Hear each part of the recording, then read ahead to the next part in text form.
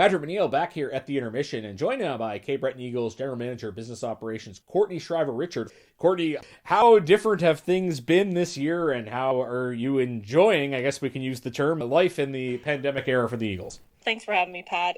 It's been a whirlwind. I think it was, August that we got the announcement that it was official. So it was a quick 5-6 week turnaround, which felt like a blur, but hopefully the tough part's behind us and we're on to another season and hopefully we get through this one. We could probably write a book on everything that had to be done as a result of the pandemic. I'll start off with the actual ticket holders because you have to work to a reduced capacity. I know there was going to be some people that didn't want to renew, some people that changed their seats. Maybe there were some people that weren't able to get tickets at all. What was the strategy of trying to accommodate people best as you can describe it? It was difficult because we didn't have a consistent kind of framework across the league. Halifax's mandates were different than ours, and so was St. John. And so we tried our best to come up with best practices on how we make this work. But for here in our office, I think our goal from the beginning was to make sure that we could, in one way or the other, offer every season seat holder a seat in the building this season. And we put kind of walk up and everything else on the back burner. We just wanted to net out so that we could make a phone call or a season seat holder could come in and have a seat. It didn't come without some snags, and we had to have some difficult conversations because we had to move fans who had been in that seat for 15 to 20 years. And while the conversations weren't ideal, it was kind of the corner we were put in. And luckily, we've had some really understanding fans, and we were able to accommodate every season seat holder in one way or the other with a seat. And so that's why we really went after that 1,700 number. That's why we're at about a 1,200 number. You still have some people who are a little bit worried and scared, I think, of coming to the rink with COVID, and we fully understand that. We certainly want everybody to feel safe, and if this isn't the year that you feel safe, then we're okay with that too, and we'll be here next year waiting for you. The Eagles, along with some other teams we're seeing, are actually opening up individual ticket sales as well. What hurdles did you have to cross for that to be approved, and what prompted the ability and the decision to do that?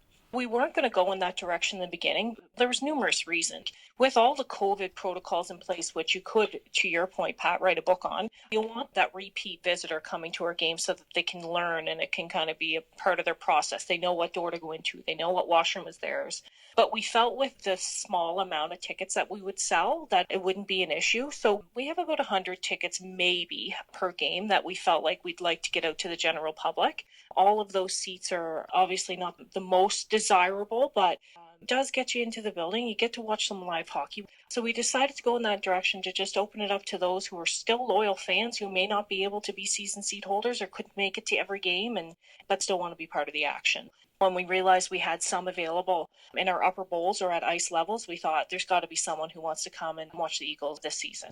This marks your second season. Walk us through how you feel the first year went. What did you accomplish that you wanted? What were some things maybe you thought you could do that you didn't get done? Tell us how the first year in the queue went for Courtney in this position. It went great, and I'm certainly all the better for it. And I don't feel like there's too much I can't handle at this point. Your first year you come into the league, you're dealing with a full rebrand of the team. And then the second year you come in and you're slapped with COVID. So pretty good with managing that, but I think it's been fantastic for us and we've achieved a lot. The rebrand was a huge success, we feel. It was something that was needed. We opened up the team store, which was certainly something we were looking forward to. We felt confident on the ice, of course. It was devastating to have that season end abruptly, but we feel like overall we're moving in the right direction. We're still a small team here and we have lots of work to do, but working hard on bringing this team into the digital space a little bit more. That's really our focus here in the future. As a whole, I think it went really well, especially with all the roadblocks and things that we had in place. And it would have been nice to see that go into playoffs and go deep and create more buzz in the community. But here we are, and at least we're one of 7 teams that actually have some fans in the building.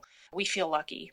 I think most people, regardless of what kind of business you're in charge of, you're always kind of focusing on growth. But this year in Major Junior in Quebec, they don't have any fans. In the Maritimes, you're seeing fans that aren't in the building that usually are. Maybe there's a bit more focus on maintaining what you have as opposed to proactively trying to grow. How do you approach that in this unique season? It certainly changes and it shifts your strategy from every communications, from a whole business perspective. And we know that this building is going to feel quiet with 1,200 probably at max on average in here a night. So we're looking at other strategies to keep people entertained. And also, to your point, we have more people watching outside these four walls. So how do we keep this team relevant and people excited about it? We're a community-based team. We love being out in the community. Our players love being out in the community. And unfortunately, again, this is something where the players aren't necessarily allowed to be out in the community at this time. We're trying to find ways that we can still keep people engaged and excited so that we do really have, lack of better term, life after COVID. People felt like potentially, oh darn, I couldn't get to see a game this year and it's first on my list next year. It's something I want to do or it's something I want to be a part of. So we're just excited to be here and to be one of those teams. I had a discussion with a gentleman in the WHL. They're just going through this hurdle right now, planning and trying to sort it out and how it's going to work. And I think they're going to have fans and it's a challenge for sure. But I think hopefully everyone knows we're here, we're doing our best, and hopefully people can still stay excited about the Cape Breton Eagles. The Eagles and the QMJHL, somewhat of a guinea pig for the rest of the CHL. Great insight on the business side of things, Courtney. Best of luck the rest of the season. Thanks, Pat. That's Courtney Schriver-Richard. She is the General Manager of Business Operations for the Cape Breton Eagles. You're listening to the Intermission of McDonald Auto Hub, Cape Breton Eagles Hockey, 1270 CJCB.